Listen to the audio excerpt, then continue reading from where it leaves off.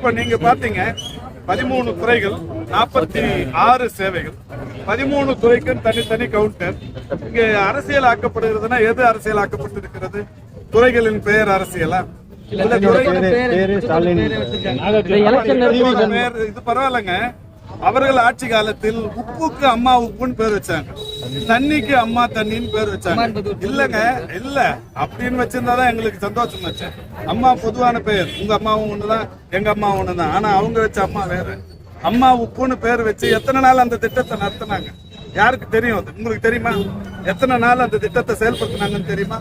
எத்தனை மூட்டை உப்புக்கு அந்த பேர் வச்சாங்கன்னு தெரியுமா?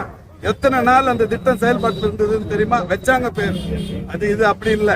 10,000 முகாம்கள் நடத்தப்படும், 10,000 முகாம்களிலும் இந்த திட்டம் செயல்படுத்தப்படும் சொல்றாங்க. திரு எடப்பாடி பழனிசாமி தேர்தல் பிரச்சாரத்தை பண்ணி நிற்கிறாரு. ஒரு இழிவான பிரச்சாரம். முதல்வரை நேற்றைக்கு கூட ஒருமையில் பேசியிருக்கிறார். அதாவது ஒரு தகுதி இல்லாத எதிர்கட்சி தலைவர் என்கின்ற வகையில் ஒருமையில் ஒரு முதல்வரை பேசுவது எதிர்கட்சி தலைவருக்கு அழகான்னு தெரியல. எனவே அவர் குறித்தான இந்த கேள்விக்கெல்லாம் நான் நீண்ட நேரம் பதில் அளிக்க விரும்பவில்லை. ஒரு தகுதி உள்ள ஆட்களுக்கு பதில் சொன்னால் சிறப்பாக இருக்கும். ரொம்ப நல்லா இருக்காங்க. அதாவது நான் கூட அதிகமா எக்ஸசைஸ் பண்ணுவேன், நிறைய ஸ்ட்ரெஸ் எல்லாம் இருக்கும். நான் எக்ஸசைஸ் பண்ணும்போது எனக்கு கூட ஒரு வருஷத்துக்கு முன்னாடி தெரியும் உங்களுக்கு, ஒரு 10-15 கிலோமீட்டர் ஓடி முடிச்சுட்டு வந்து நேரா வீட்டுக்கு வந்த உடனே ஒரு 200-300 பேர் விசிட்டர்ஸ் இருந்தாங்க. அவங்க எல்லாம் நின்று பார்த்தேன். அப்போ மைல்டா வந்து எனக்கு ஒரு கிட்டினஸ் வந்தது.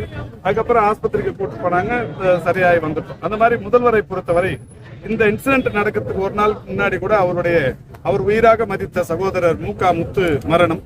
ஒரு நாள் முழுக்க அந்த மரணத்திலேயே நின்றுட்டு வரவங்களை ரிசீவ் பண்ணி அதை அடக்கம் வரைக்கும் இருந்தாங்க. காலையில இருந்து சாப்பிடாம கொள்ளாம இருந்து அந்த மாதிரி பண்ணாங்க. யாரா இருந்தாலுமே இந்த மாதிரியான அது முடிச்சுட்டு அந்த இன்சிடென்ட் நடக்கிற காலையில ஒரு 1.5 கிலோமீட்டர் நடந்ததுக்கு அப்புறம் தான் அவருக்கு ஒரு சிறிய அளவிலான ஒரு கிடினஸ் வந்தது. அதுக்கப்புறம் இப்போ பரிசோதனைகள் பண்ணிட்டு இருக்காங்க. பரிசோதனைகள் நேற்றைய முன்தினமும் பரிசோதனைகள் முடிச்சிருக்காங்க. இன்னைக்கு ஹாஸ்பிட்டல்ல ஸ்டேட்மெண்ட் அது சொல்றாங்க. இப்போ ஹாஸ்பிட்டல்ல சொல்ல போறாங்க.